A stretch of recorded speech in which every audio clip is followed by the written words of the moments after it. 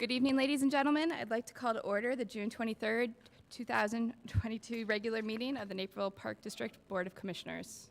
Please stand for the Pledge of Allegiance. I pledge allegiance to the flag of the United States of America and to the republic for which it stands, one nation, under God, indivisible, with liberty and justice for all. All right. Bridget, can we please get a roll call? President Gibson? Here. Vice President Ruffing? Here. Commissioner Ansier? Here. Commissioner Janner? Absent. Commissioner McBroom? Here. Commissioner Thompson? Here. Commissioner Todd? Here. President Gibson, I've been notified that Commissioner Janner would like to participate remotely due to out-of-town business. Move to allow remote meeting participation of Commissioner Janner as allowed per Section 7 of the Open Meetings Act. Second. Thank you. Roll call, please. Vice President Ruffing? Yes. Commissioner Ansier? Yes. Commissioner McBroom? Yes. Commissioner Thompson? Yes. Commissioner Todd? Yes. President Gibson? Yes. Sure. Commissioner Janner, are you on? Yep, thank you. Okay. Can we hear him a little better? All right. Thank you. Bridget, do we have any matters from the public? We do not. Okay, thank you. Next, can we read the consent agenda? Or, I've consented. It's a Agenda annual next on mine. comprehensive financial report. Okay. All right, can we, yeah, move to accept the, it's not on this one. Look on the agenda. Okay, so a move to accept? Move to accept the annual comprehensive financial report for fiscal year ended December 31st, 2021. Second. And President that- Gibson, Director Stanish is going to come up and introduce our auditor. Great, thank you.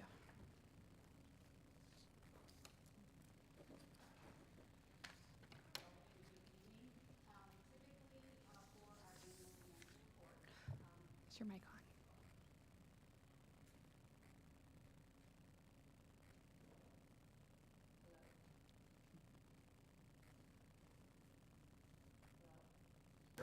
Hello? Oh, yes, on. Okay, so typically, before the board approves the financial report or accepts it, we have a short presentation by Brian Lefevre. He is our partner on our engagement, and I will let him take it over from here to present the report and answer any questions you might have.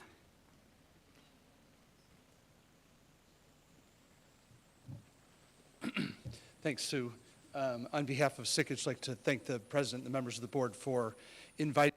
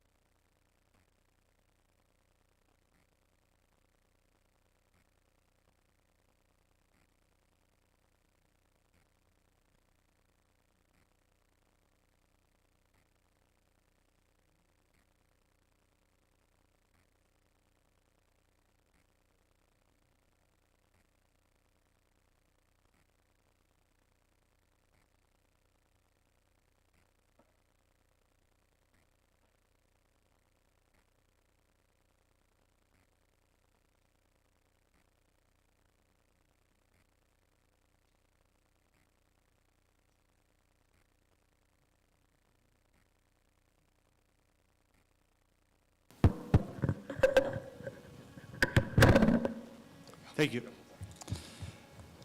So yeah, we're on just after the first tab in the annual comprehensive financial report. Roman numeral 3 is the award that the district received from the Government Finance Officers Association, the Certificate of Achievement for Excellence in Financial Reporting. This is the highest level of financial reporting in the local government industry. You should all be commended for this, and you've been receiving this award since 1991. In the financial section of the report, the first document there is on Sickich letterhead. This is where we've given our opinion on the financial statements. In order for us to give an opinion on the financial statements, we're required to follow two sets of standards. One are the auditing standards that come from the AICPA, the American Institute for Certified Public Accountants. And those standards tell us the types of procedures we need to perform when we're conducting our audit. The second set of standards are the financial reporting standards that come from the Governmental Accounting Standards Board, or GASB. And GASB sets the rules for financial presentations in the document that you're looking at for all local governments, including the district. Once we follow those two sets of standards, we can issue an opinion on the financial statements. We're pleased to present an unmodified opinion, and what that means is that the financial statements are presented fairly in accordance with generally accepted accounting principles, free of material misstatement. And this is the highest level of opinion that you can receive on your financial statements. The independent auditor's report goes for 4 pages. Just past those 4 pages, you come to the management discussion and analysis. This is the executive summary of the report. It's required by GASB. The district prepares this. It's the one place you get to give explanations of your own financial statements. So I realize this is a lengthy document. If there's nothing else that you have a chance to look for in this document, I would encourage you to start with the MD&A. It gives you very good information, compares 2020 with 2021 as well. Within the financial statements themselves, just one financial statement to bring to your attention. After you get out of the MD&A page number, you'll come back to regular page numbers, and facing pages 8 and 9 is the balance sheet for your governmental funds. The focus here is on fund balance. Fund balance was the amount of reserves that you had to begin the fiscal year that you're operating in now. And all of the fund balances are consistent with the district's fund balance policy. Furthermore, when you received your year-end report was probably late January, early February. None of the numbers have changed. What does that tell you? It means that when we did our audit procedures, we didn't have any adjustments to the financial statements. That's very unusual. So you should commend your staff headed by Sue and Jeremy that lead the audit, because that's really top-notch. So make sure you all are aware of that. The last thing to bring to your attention is just updated information on the pension plan, Imref. On page 44 is the information that shows how much the district contributed versus what the actuary recommended. And you can see for each and every year you're contributing exactly what the actuary recommends. It's what makes Imref a well-funded plan, because all units of government that participate are given their particular rate that they have to pay based on covered payroll, and then it's a statutory requirement that you pay that in each and every month. So from a budgetary impact, that was $737,000 for 2021, which represented 8.81% of covered payroll. The other piece of looking at the health of the pension plan is on the following pages. There's a lot of numbers, pages 45 and 46, but if you look at the top of page 46, based on the market value of the assets in the plan at 12/31/21, you were 113.6% funded, up from 91% back in 2016. So a very well-funded plan. Obviously, 2022 in the markets has been a bumpy ride. Fear not, that's only 1/5 of the calculation that goes into your funding percentage in the future, because they equalize 5 years of investment returns. So that'll just be 1/5 of that calculation if the year ends up similar to where we're at now. So all good news. In conclusion, the audit went smoothly and on time. Normally we could be here at the April meeting, except for waiting for the Imref information to give you timely information related to Imref. The district staff, like I mentioned, very professional and easy to work with, and be happy to answer any questions that you might have. Do any of the commissioners have any questions? Commissioner Janner, any questions? Nope, great job by our staff as usual. Yes. All right. Well, thank you so much, Mr. Lefevre. This was very thorough. Thank you to Director Stanish and your team as well. And Jeremy. Thank you to Jeremy. Thank you very much. We enjoy working with the Thank you. district. Thank you. Thanks for your work. All right, consent agenda. Bridget, can we read the consent agenda, right? We're next. Thank you. Item 4.1, approve the appointments of Josh McBroom and Leslie Ruffing to the Finance Committee. Commissioner McBroom, 2 interim chairs, said committee. 4.2, approve the appointments of Allison Thompson and Leslie Ruffing to the Legislative Committee. Commissioner Thompson, 2 interim chairs, said committee. 4.3, approve the appointments of Rhonda Ansier, Marie Todd, and Rich Janner to the Parks and Recreation Committee. Commissioner Ansier, 2 interim chairs, said committee. 4.4, approve the appointment of Commissioner President Mary Gibson to the Riverwalk Commission. 4.5, approve June 9, 2022 regular meeting minutes. 4.6, approve June 9, 2022 executive session closed meeting minutes. 4.7, approve ordinance 1018, annexing property commonly known as 5S578 Tut Hill Road to the Naperville Park District. And approve resolution 22-11, acknowledging the month of July Parks and Recreation Month. Are there any items to be removed from the consent agenda? All right. Move to accept consent agenda items 4.1 through 4.10. Second. Sorry, 4.9, sorry, oh my God. Let me try that again. Move to accept consent agenda items 4.1 through 4.8. Second. All right. Roll call, please. Vice President Ruffing? Yes. Commissioner Thompson? Yes. Commissioner Ansier? Yes. Commissioner Janner? Yes. Commissioner McBroom? Yes. Commissioner Todd? Yes. President Gibson? Yes. Move to approve consent agenda items 4.1 through 4.8. Second. All right. Voice vote. All in favor? Aye. All opposed? None.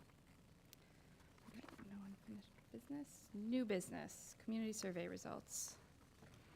Yes, I'd like to invite Jeff Andresen up from Acuity Research and Insights to give us a summary of the community survey results that we received this past week.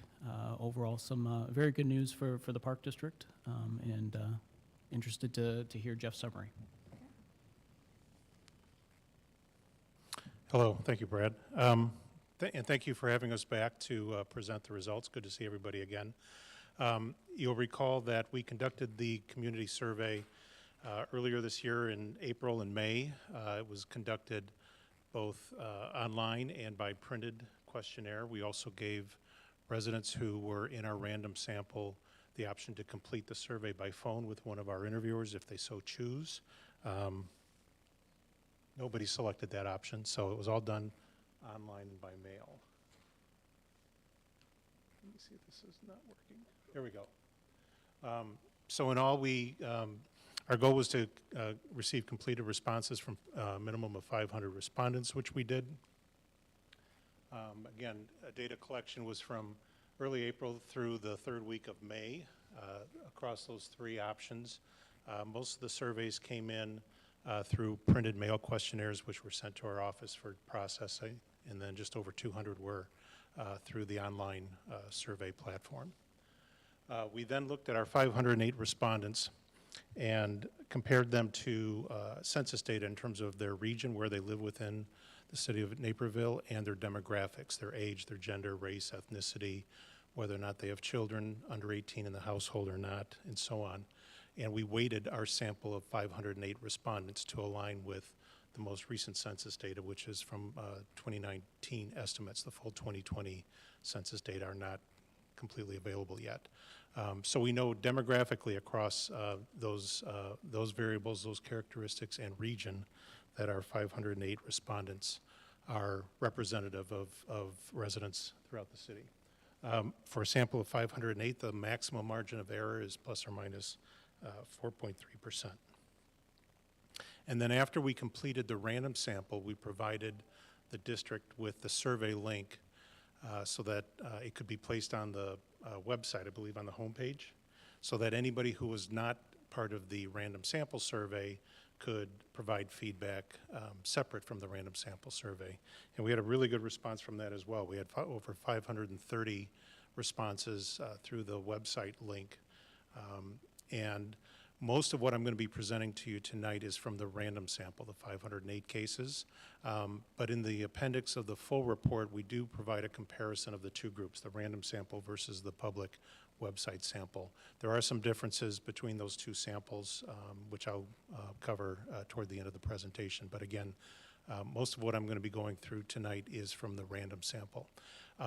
There are a lot of topics to cover. This was a very long survey, a lot of questions that we asked people to answer. What you have in your full report, there's an executive summary. The slides I'm going to show are basically from the report, but they cover the point-by-point findings in the executive summary. And if any questions come up as I'm going through the findings, I'm happy to answer them as we go along. Again, this is all in the report, but this is the demographic distribution of our sample of 508 by those key demographics, and you can see that with the exception of how long they self-report living within the district, all of these are weighted to census data. And then the regional distribution across the 4 regions that we've historically used when we've done this, these types of surveys and analysis for Naperville is shown here. So moving through the key findings, each survey that we conduct for the district is fairly customized. Each time there are some core questions that we ask and have asked historically. And one of those questions is their overall opinion or esteem of the Naperville Park District. We've been asking this question since 2009 on a 0 through 10 scale. You can see as you move from the reds, those who are dissatisfied or have a negative opinion of the district, over to the right, the dark greens, those who have a most favorable opinion of the district. Your scores have gradually improved over time. And to the far right, you can see what the average rating on that 0 through 10 scale is. And you're currently at your all-time high over these past 4 surveys. You're averaging a score of 8.4 on a 0 through 10 scale, which is about a half a point higher than the most recent survey that we did back in 2017. So the news has been good in the past, but it continues to improve over time. We also ask a number of open-ended questions in the survey to let people know how they think rather than tell us how they respond to what we think or what we want to know. One of those questions after they give their overall opinion about the district is what they think are the district's strengths or the things that it does particularly well.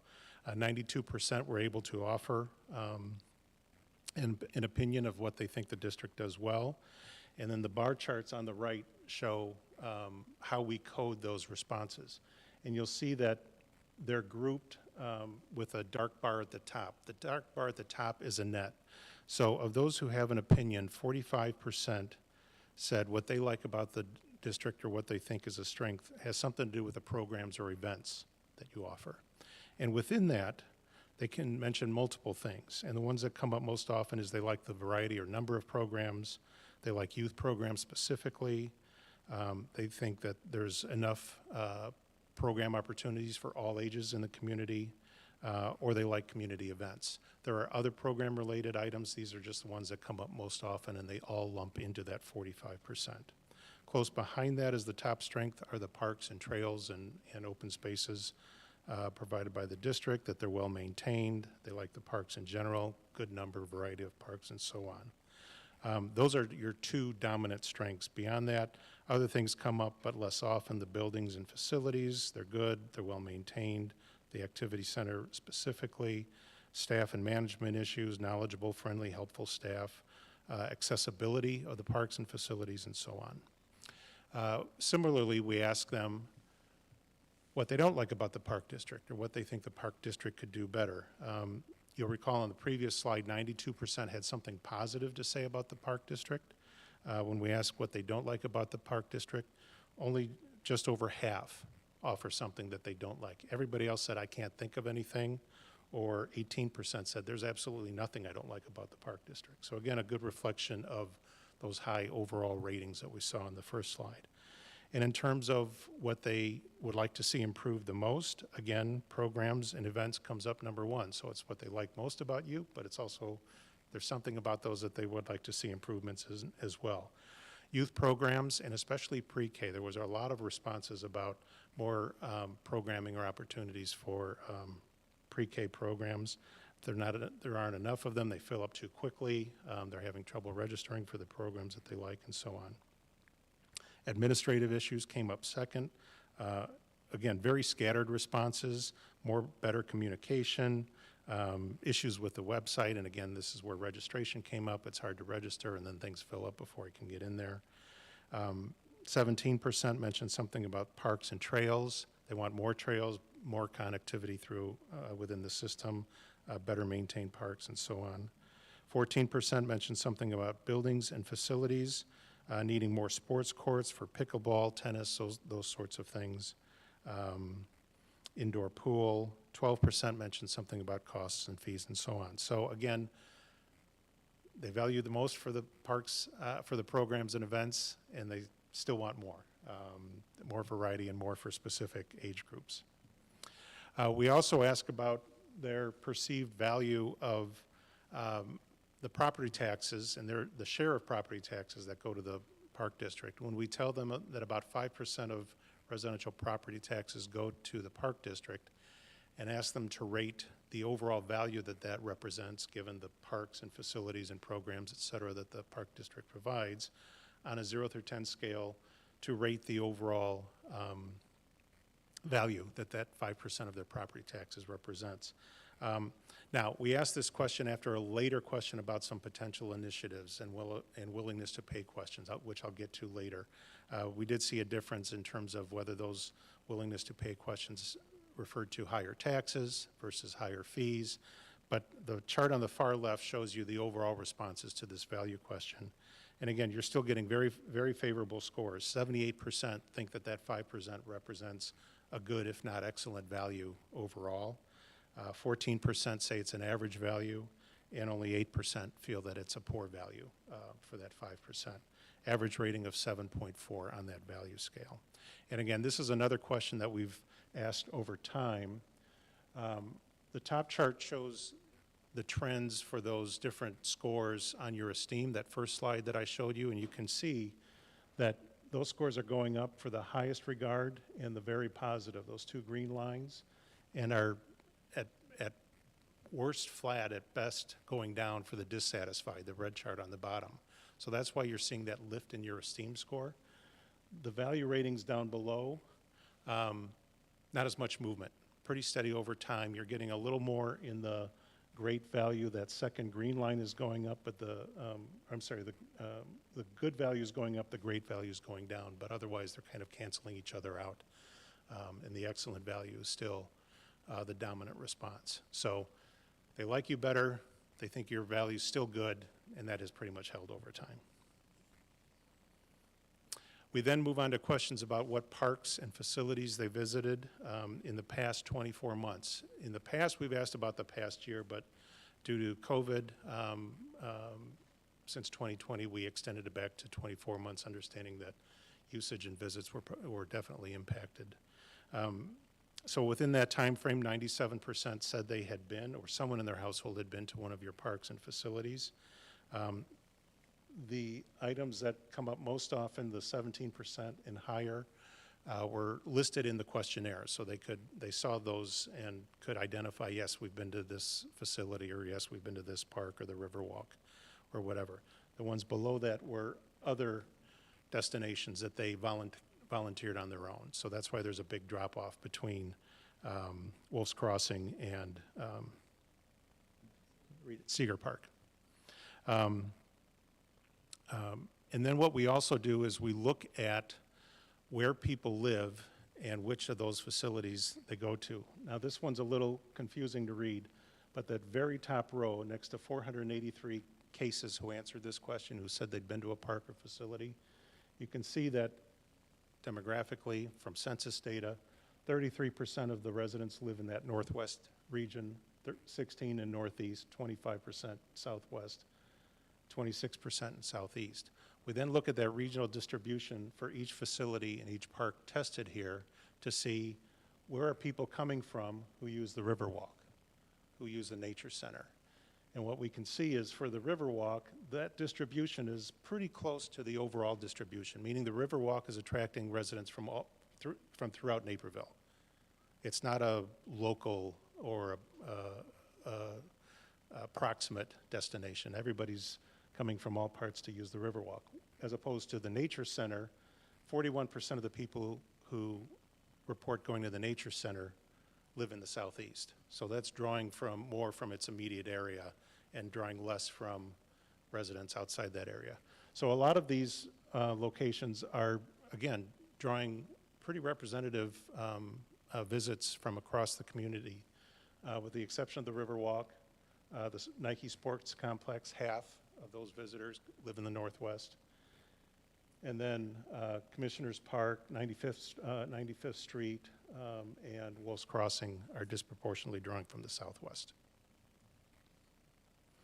When we ask those users and visitors their overall satisfaction with their experience at those parks and facilities, the cleanliness and upkeep, the safety, accessibility, and the service provided by district staff, again, even higher scores in terms of satisfaction than what we saw in that first question for the overall opinions of the district.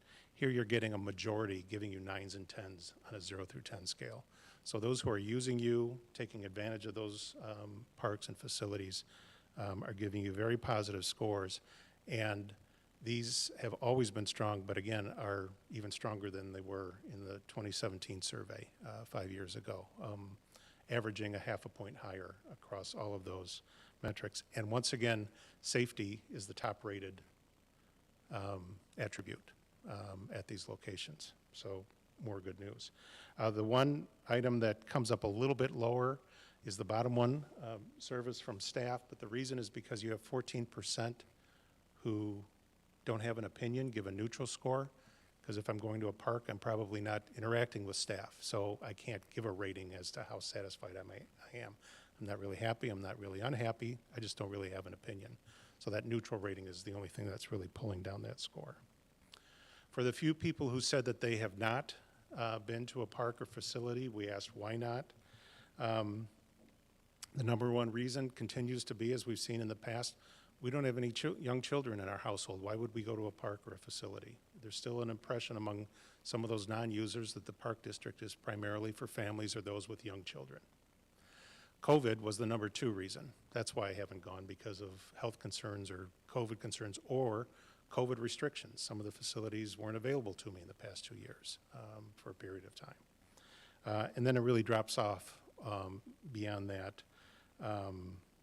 No more than 22% giving any of the other responses. Regarding COVID and their expectations and their usage in the past 2 years, we asked them if their usage of outdoor facilities in the previous 2 years dropped compared to before COVID, went up, or stayed about the same. Almost half said there really wasn't any change in their usage of the outdoor locations for the Naperville Park District, and the rest divided evenly.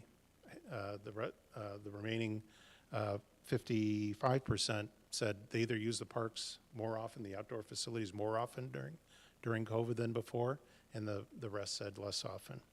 When we ask about indoor facilities, obviously a very different picture. Over half said they used the indoor facilities less often in the previous 2 years due to COVID, specifically, not a surprise. And very few said their usage of indoor facilities went up, only 6%. The rest said it stayed the same. But what we were really interested in was what their expectations are over the next 2 years compared to before. So their expected use of outdoor facilities, 53% think they're going to be using the outdoor facilities more often in the next 2 years than they have in the previous. And most of the rest say no change. I'll use them as much as I have before, but not anymore, not any less. And again, very few saying they expect to use the outdoor facilities less. For the indoor facilities, there's definitely an expected return to using those. About half say they don't see any change in their usage of indoor facilities, and over a third say they expect to be using your indoor facilities more often in the coming 2 years than in the past. 13% think that they'll continue to use your indoor facilities less often than they did pre-COVID. So 13% are still going to hold out, but most of the rest are going to be using your facilities as much, if not more. We then asked about a number of indoor facilities and whether or not they or their household has a need, interest, or currently use any of these facilities, whether it's at a Naperville Park District facility or anywhere else. Might be at a private health club, a neighboring agency, YMCA, whatever it might be. And the ones that come up most often are an indoor track, fitness facility, gym courts, indoor lap pool, open pool, and indoor water park. Each of those get about 29% or more level of interest or demand. And when we compared those to the 2017 responses, interest in an indoor track has gone up over time, as has interest or need for gym courts. Further down, interest or need for an indoor spray or splash park is lower now than it was in 2017. Otherwise, not much change in those responses. For those who said they were interested in each, yes?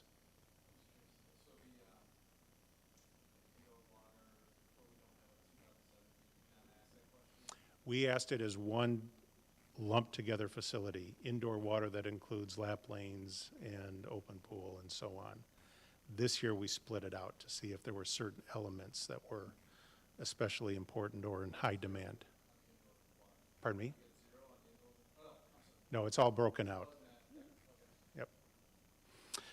So for those who are interested in an indoor track or an open pool or gym courts, we asked them, how well is your need currently being met in the community, whether by the Naperville Park District or any other source, any other provider? How well is your need being met on a 1 to 5 scale? And what we do is we plot the numbers here, which indicate the demand or level of interest, and that's the vertical axis, by what percent said that their need in each of those facilities is mostly or completely being met already. So anything in the upper right quadrant is high demand that's being well met. Anything in the lower right, lower demand, but very well met, to the point where supply is actually maybe exceeding demand. The upper left is the most critical quadrant, high demand that's not being met. And then the lower left is lower demand that's also not being met. And you can see for indoor facilities, nothing is to the right in terms of meeting or exceeding demand. An indoor track is barely in that most critical need. You have over half who say that's of interest, but under half saying that their need for an indoor track is currently being met. And then everything else falls lower. The ones that come closest to a high priority need would be a fitness facility, gym courts, and then many of the pool elements, indoor pool elements, they all kind of lump together, whether it's a water park, whether it's an open pool, whether it's lap lanes, whether it's a therapy pool, they all kind of load together. Individually, each one gets a lower level of demand, but regardless, very few say that need is currently being met. Again, anywhere in the community. Any questions on this? We then wrap up that section by asking which one of those indoor facilities should represent the top priority for the Naperville Park District to add, improve, enhance, and there's no consensus here. Just under 1 out of 5 stick with an indoor track, and almost as many talk about an indoor water park being the top priority for the park district, and it falls off from there, open pool, lap pool, fitness facility, gym courts, and so on. What I've bracketed, however, are all of the indoor water amenities. And again, in 2017, we just had indoor pool with these as kind of one lump thing. If you were to add all of these together, they would total 52%, saying some element of an indoor water facility should be the top priority. Yes?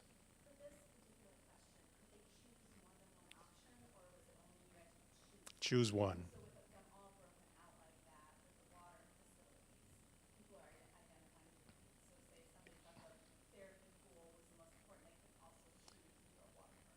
They could do either. They could say, I only want lap lanes, or I want lap lanes in an open pool with spray features nearby for my kids to play at. But we only ask them which one is most important to get that priority. We then ask the same series of questions about outdoor facilities. You've heard me say this before. For outdoor facilities, trails will always be the number one answer. People want them the most, use them the most, and say, we want more of them the most. And that was certainly the case this year. 77% said that their household uses, needs, wants trails. That was even higher than what we saw in 2017, followed by open space or natural areas, and then picnic areas and shelters, also higher than what we saw in 2017. And then it really drops off after those top three in terms of outdoor facilities. We then asked, again, for those who said they were interested in each, how well is that demand being met in the community? And we see very different results in this grid compared to the indoor facilities, where most of them are being well delivered, especially the ones that are most important: trails, open space, and picnic areas. They want them, and they can find them pretty easily. Even most of the ones that are lower priorities or lower in demand, outdoor spray parks, game fields, baseball, softball fields, community gardens, lower demand but readily available to most of them. And the ones that fall to the unmet needs side are some of the lowest demand outdoor facilities. The ones that might come closest to being an opportunity would be a challenge or obstacle course, or a refrigerated ice rink. But again, way lower in demand compared to those other ones. So while there is a feeling in the community that more could be provided in terms of indoor facilities, in terms of outdoor facilities, for the most part, they feel their needs are currently being met. And again, when we ask which one of those is most important, any guesses as to the top response? By a long shot. You can never provide enough trails. In this chart, the items that are bracketed in blue and green are all of those that were on the right side of that grid that said these demands are already being met sufficiently. So you can see the top four that are most important, that people think the district needs to spend its focus on, they think are in really pretty good supply already. A very different story compared to the indoor facilities, where there are some gaps. Then we wrapped up this series of questions about programming, asking people if any household member participated in a Park District program or event in the past year. 30% said yes, mostly athletic programs, without specifying an age group. They just said soccer or baseball or basketball, followed by youth athletics, and then events at 19%, and beyond that it was really very, very scattered by the type of activity or the targeted age group for that activity. For those who said that someone in their household had participated in a program or event, we asked their satisfaction. Still very strong scores. The vast majority are satisfied. Almost half, 45%, give the highest ratings. Your average rating is an 8.0 on a 0 through 10 scale. Not much change since 2017, one of the few areas where we didn't see an increase, but the scores are still very good here. When we ask which types of programs represent a need or an interest to reflect the demand for the household, almost half said fitness and wellness programs are of interest.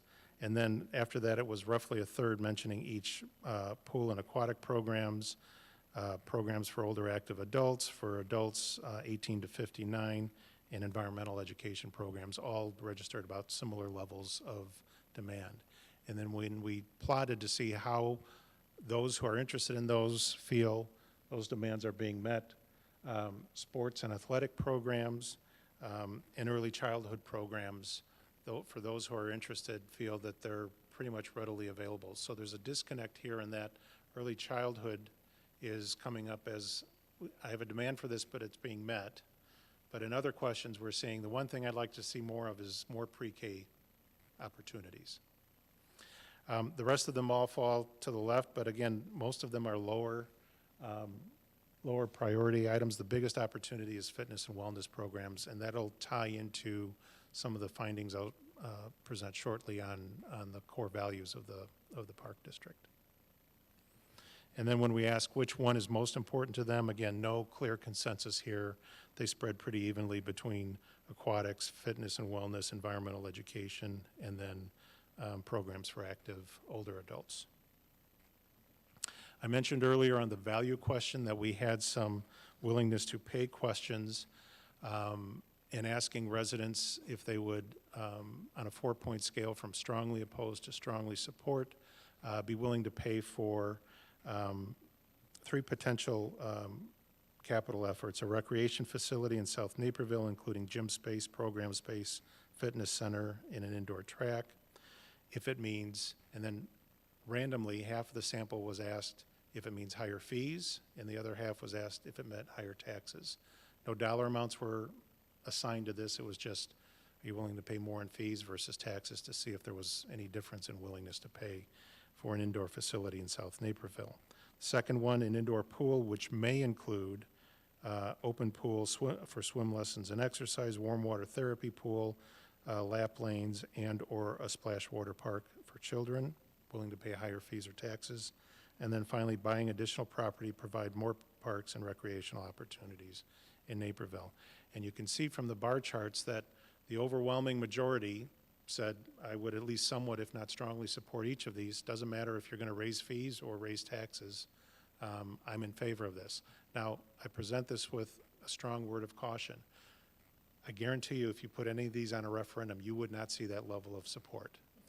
It's going to depend on the scope, where it is, how accessible it is, what the costs are, what else is going on, inflation, the economy, other referenda that are on the ballot. A lot of districts see this information and said, this is great. You know, we're at a great starting point here.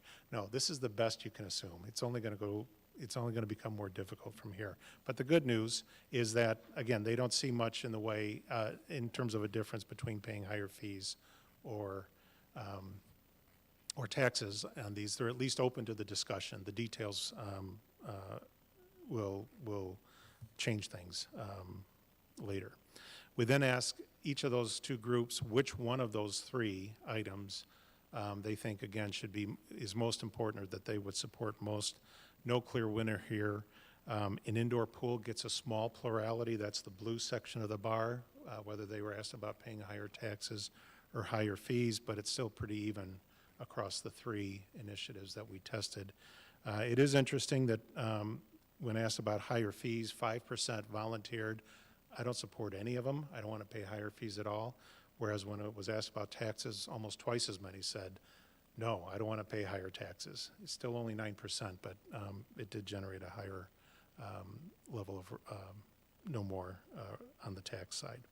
And then for those in the middle who said, I would most support an indoor pool, we asked which features of the pool would be most important to them.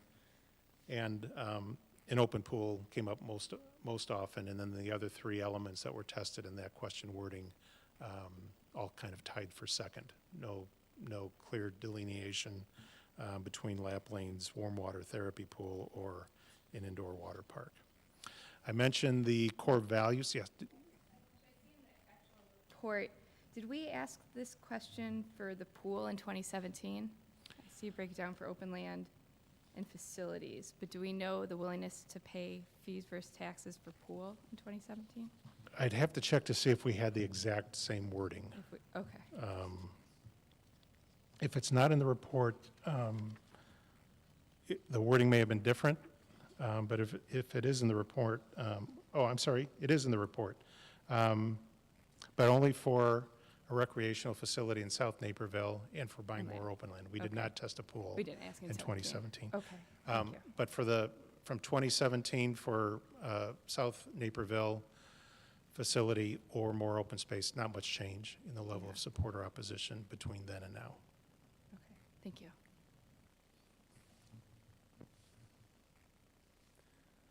So the 6 core values of the Naperville Park District, we asked, or we showed them each of those with the descriptions that you see here, and asked them to rank the top 3. Which one is most important in their minds, or should be the top priority for the district? Number 2 and number 3.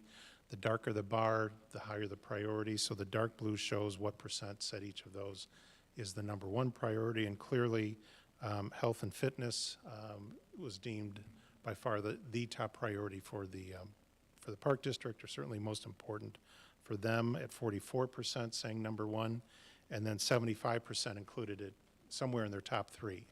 So much stronger than the others, which all are seen about equally important. You get a little more number 1s for public safety, the second one there, but still half include that among their top 3, as do half including accessibility, and almost half including education and sustainability and stewardship. We then asked which of these represents a strength or something that the Park District is doing well on, and which represent a weakness or something that the Park District needs to do more on. And we plot those 2 responses against each other so that you can see essentially what the net is. So on health and wellness, 45% think you're doing a great job on health and wellness initiatives as part of your core values, versus 14% saying you need to do more.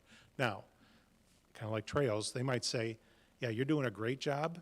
I want you to keep doing more. They could say that's both a strength and an opportunity for you at the same time. But the net is clearly that this is seen as a positive for you. Same with public safety, same with accessibility. And you'll recall from the previous slide that those were the 3 that ranked highest in terms of importance. So the things that matter most, or that residents think matter most, are all areas where you are seen as doing better as opposed to needing to do more. On environmental education, stewardship, and sustainability, they're more divided. 21% think you're doing great in that area, 27% think you could be doing more. So a net deficit, a small deficit for you there. Community enrichment, a net positive for you. And then least important, the personal growth and enrichment. Again, almost 2 to 1 saying an area that you could improve and do more on, as opposed to an area that you're already performing well. In the report on this question and on all of these questions, we break out any statistically meaningful differences by who feels this way more than average, what part of the district feels that way more than average. For example, on this series of questions, I'm not sure why, but residents in the Northeast consistently lined up on the importance and the value of environmental education, sustainability, and stewardship. Again, I'm not sure why, but it was consistent throughout that. So you'll see differences like that throughout the full report. As in the past, we asked what sources of information they use when they need to get information about the Park District. By far, the website remains their number 1 source. They could give multiple responses here, so the answers will total more than 100%. So whether it's the website or whether it's the digital program guide on the site, those were the top 2. Other mailings or information from the district ranked 3rd, and then word of mouth from neighbors, family, friends ranked 4th. When we ask which one is their primary or their preferred source of information, it's by far the website, not very surprising. And then it drops off from there. And again, this has a lot of information in terms of demographic differences, what age groups tend to lean towards certain sources versus others, or different parts of the district, and so on. And then we wrap this up with a final open-ended question to garner any other thoughts, feedback, things that they'd like to see the Park District do better. We've slightly modified this question this year. Historically, we've asked this: what could the Park District do better to serve you and your household? We included neighborhood this year. When I last met with you, there was some brief discussion about the impact that large Park District-sponsored events have on neighbors around those events, and any negative feedback that we might be able to garner from a question that asked more broadly beyond them or their household. We didn't see any feedback on that topic across any of the open-ended. So people had a number of opportunities to offer that information, but it didn't come up among the 500 some that we spoke to. Again, half of the respondents said, nope, I can't think of anything else that you could do for our household or our area. And the rest pretty much echoed things that we had heard earlier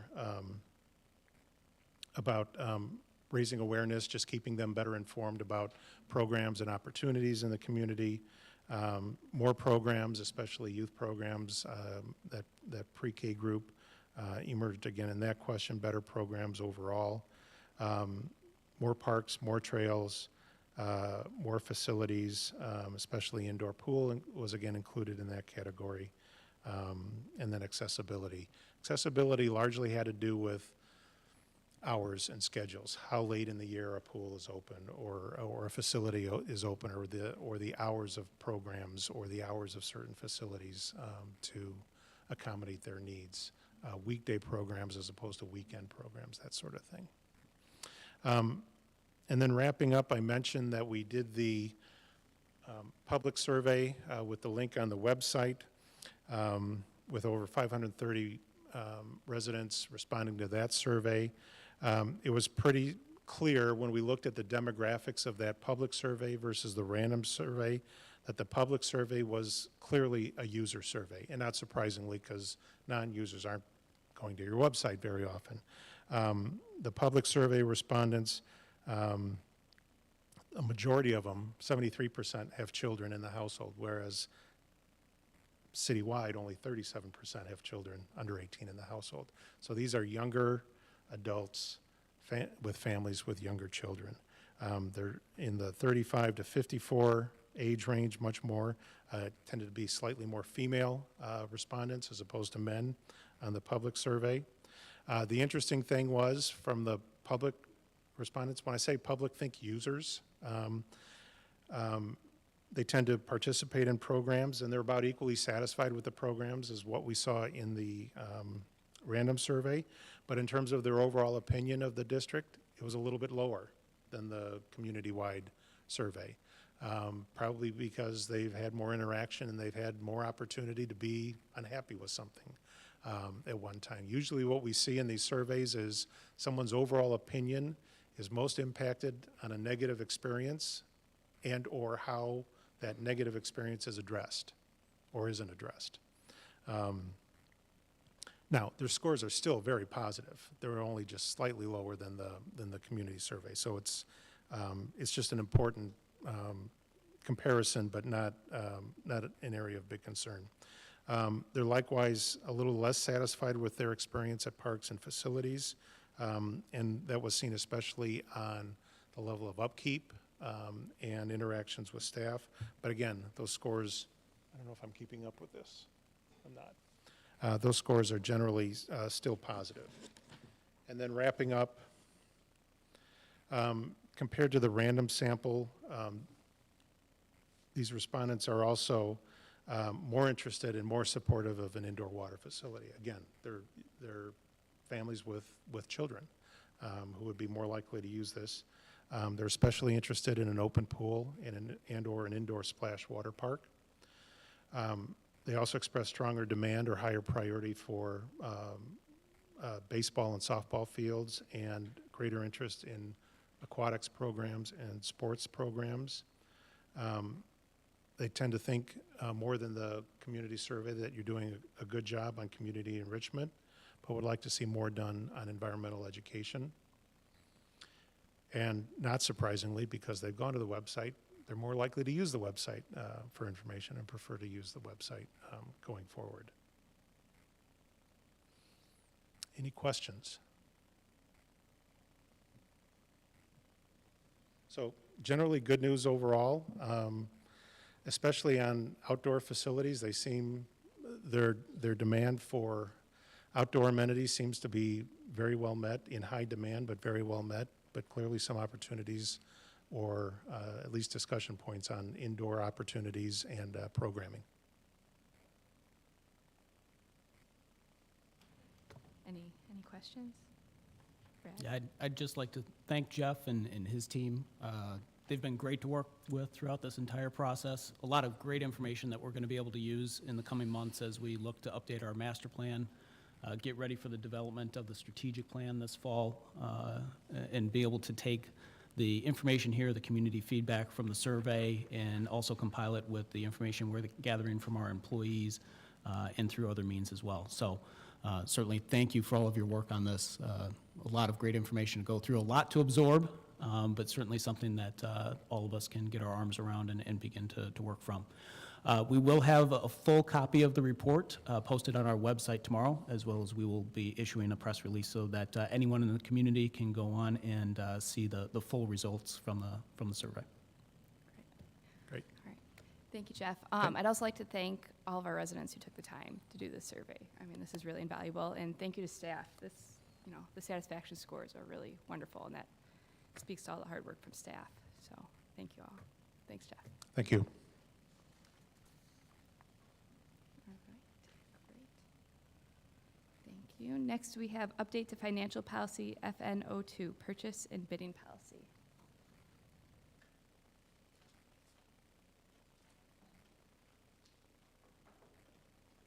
All right, thank you. Hopefully you've all had a chance to read through the weekly packet information. And basically, before I start, this is a policy change that would typically go first through the Finance Committee, then would be brought forward to the board. With the Finance Committee's concurrence, we are bringing this item to you tonight for a discussion item to the whole entire board versus having to run it through a committee first. So recently, the governor signed into bill an increase in our bidding authority from $25,000 to $30,000. This bill was supported and brought forward as one of the platform bills of IAPD, who lobbies on our behalf, in order to increase efficiencies. With prices going up, the bidding requirements of 25 would go to 30. We would like to mirror the new legislation in our financial policy, which would also then so we'd only be required to bid items of 30 instead of 25, and that would give the executive director also purchasing authority without having to go to bid and coming to the board in our policy from 25 to 30,000 also. The last time we had an increase in this authority was 2017, so it's been a long time that the statute has been in place before we've had any increases. So you have a copy of the policy that's changed. With the board's support this evening, we would like to bring the policy for approval at the next board meeting, and then from there we'd be changing our process going forward. Does anybody have any questions or concerns? Okay, thank you. All right, thanks, Dr. Sanish.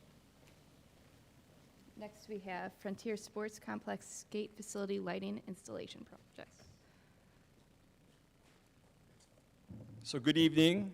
A contract for this project is planned to be presented to the Park Board for consideration in July. The scope of work includes installation of sports lighting for the skate facility at Frontier Sports Complex. As you may recall, this facility was renovated last year. A total of $870,000 is allocated in the 2022 capital budget for the sports lighting improvements at Frontier Sports Complex. The sports lights at the Frontier Sports Complex ball fields hubs for the hub for fields 1 through 4, so it's a total of 4 fields, were recently retrofitted with new LED fixtures at a cost of $689,600. So that means there's a remaining balance of $180,400 for this Frontier Sports Complex skate facility lighting installation project. Pending contract approval, the skate facility lighting is expected to be installed before the end of 2022. So we just want to provide you with a brief update on that project. Correct. There's no lights at the skate park now, and that was something that came up during the community outreach when we renovated the facility. a lot of users asked for the lighting at that facility, and knowing it was within Frontier Sports Complex that already had sports lighting, it made perfect sense, but we just didn't have the funds in the budget last year, so we wanted the opportunity to bring it to you this year, and these dollars for this renovation of this lighting at the skate facility is within the 2022 capital budget. So this was planned based on input, but we didn't do it last year because we just didn't have the funds available. And then would they just be at a set schedule? They'd be on and off at the same time? Yeah, they every- would mirror the schedule we have Frontier Sports Complex, but also what's really nice, they'll have a push-button system. Great. So if no one's using it, the lights don't come on, we save the money, but someone wants to use it, just like our tennis courts or pickleball courts, people will be able to push that button and utilize the facility. And they're not expected to interfere with the residents that live right behind the skate No, park? not at all. And also with the lighting, we will ensure that there are photometric plans, engineering drawings and plans that are submitted to the city of Naperville. But the system we utilize ensures that what they call spill and glare stays on our property and does not go off property. Awesome. Thank you. Are you Nike Sports Complex Ball Hub Water Service Line replacement? Yeah, it's a lot. So a contract for this project is planned to be presented to the Park Board for approval in July as well. The scope of work includes replacement of the 2-inch water service line that connects to the ball field hub building at Nike Sports Complex, while replacing a broken section of the existing water service line in 2021. Staff discovered that the copper piping exhibited extensive pitting and when connecting the replacement section, which was difficult due to brittle conditions. Based on this information, staff recommends replacing the entire water service line at this time. A total of $70,000 is allocated in the 2022 capital budget for this project. Pending contract approval, work is expected to occur in the fall. Is that for irrigation of the fields? This is primarily the potable, what this copper line is the potable water system that serves the inside that ball field hub and the restrooms and the other facilities that we have in there. That's what that serves. So it's the rest. Yeah. Questions? All right, thank you. Next, we have research project partnership with North Central College. Thank you. And this topic was actually discussed at the June 9th Parks and Rec Committee. And a little summary about the background and where this project came from. Over the years, when implementing capital improvement projects and improvements, including OSLAD grant-related projects, the Park District conducted environmental and historical assessments of properties as part of grant submissions to the Illinois Department of Natural Resources for review and approval. For example, at Commissioners Park, prior to its development in 2003 and 2004, areas of prehistoric man and early settler were identified.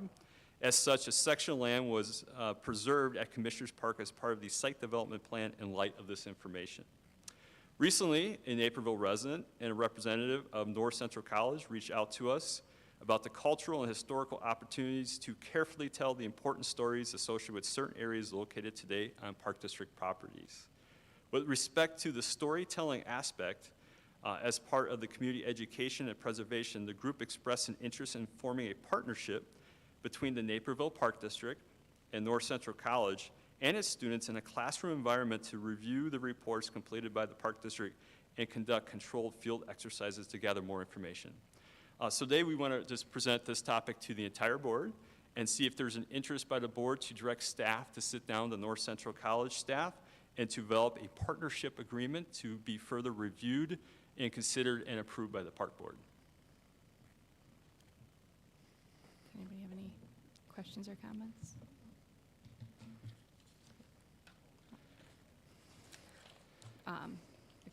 Is there consensus to have staff move forward to discuss with North Central?